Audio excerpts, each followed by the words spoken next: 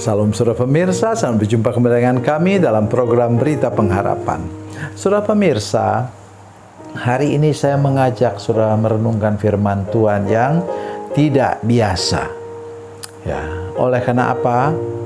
Ada sebuah kebenaran yang diungkapkan Tuhan Yesus bahwa orang tidak pernah dihormati hamba Tuhan tidak pernah dihormati di kampung halamannya sendiri. Mari kita berdoa sebelum kita lebih jauh mendengarkan firman Tuhan ini.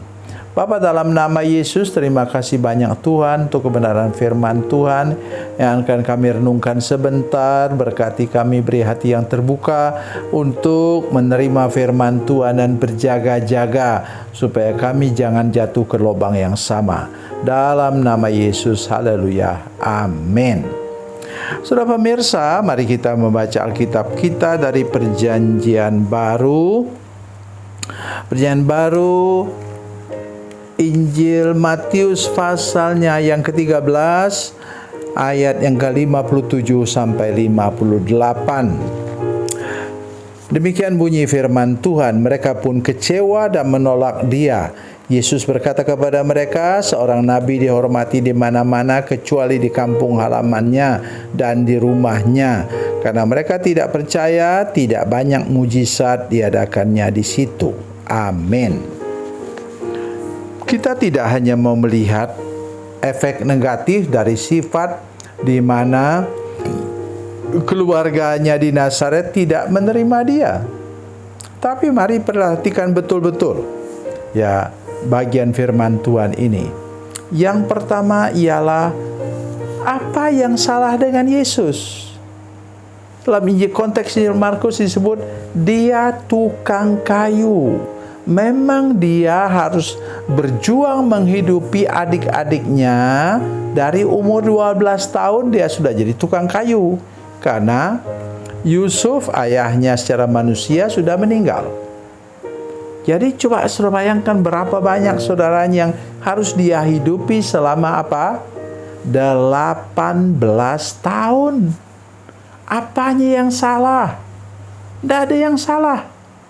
Jadi belum tentu orang tidak menyukai saudara sekalian karena saudara ada kesalahan. Tetapi bisa jadi justru karena saudara dihormati orang sedemikian rupa sehingga Tuhan mengizinkan saudara sekalian untuk tidak dihargai. Supaya apa kata Paulus? Supaya aku tidak sombong, aku tidak memegahkan diri. Itulah yang terjadi saudara sekalian. Mari kita perhatikan itu dengan baik. Yang kedua ialah apa? Menolak Yesus sama dengan tidak beriman. Coba perhatikan ayat yang ke-58. Karena mereka tidak percaya, tidak banyak mujizat diadakannya di situ. Coba perhatikan baik-baik. Ya, mujizat itu connect dengan apa? Iman. Saudara harus sungguh-sungguh hidup beriman supaya apa saudara sekalian? Supaya mujizat terjadi. Itulah sebabnya kalau saya mendoakan orang sakit, katakanlah orang itu tidak seiman dengan kita, tapi saya katakan, ada keluargamu di sini enggak? Ada orang tuamu di sini? Ada anakmu di sini? Kalau dia orang tua, dia bilang ada. Panggil dia sekarang. Nah, kamu mau saya mendoakan bapakmu? Nah, dia bilang mau. Saya mau berdoa dalam nama Yesus. Terserahlah dalam doa dalam nama siapa saja. Pokoknya ayah saya bisa sembuh. Baru saya ajak semua bersama-sama berdoa. Dan saya berdoa dalam nama Yesus. Biasanya dalam hal seperti itu Tuhan segera menjawab doa dan Tuhan menyembuhkan orang yang sakit itu. Jadi ini yang paling penting. Dan yang ketiga yang tidak kurang penting lagi, saya tidak masuk akal sebenarnya.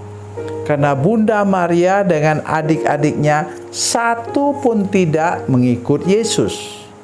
Mungkin karena mereka kecewa sekalian. Pernah terjadi satu kali di mana mereka datang mau ketemu dengan Yesus. Orang katakan kepada Yesus, waktu itu dia sedang melayani orang. Mereka kata kepada Yesus, Tuhan, ini ibumu dan adik-adikmu datang mau bertemu dengan engkau. Kemudian Tuhan Yesus jawab apa? Ini jawab yang paling terkenal. Ibuku dan saudara-saudaraku ialah mereka yang mendengarkan firman Tuhan dan melakukannya dalam kehidupan mereka. Artinya apa? Rupanya Bunda Maria dan anak-anaknya itu anak-anak secara manusia itu tidak percaya, tidak melakukan kehendak Tuhan dalam hidup mereka. Itu sebabnya mengapa kemudian Tuhan jawab begitu. Mungkin karena itulah mereka kecewa. Kemudian kapan mereka baru ikut Yesus? Sesudah Yesus bangkit dari antara orang mati dan Tuhan Yesus naik ke surga. Mari kita baca bersama-sama dalam Kisah Para Rasul. Ya, Kisah Para Rasul pasal 1 ayat 14.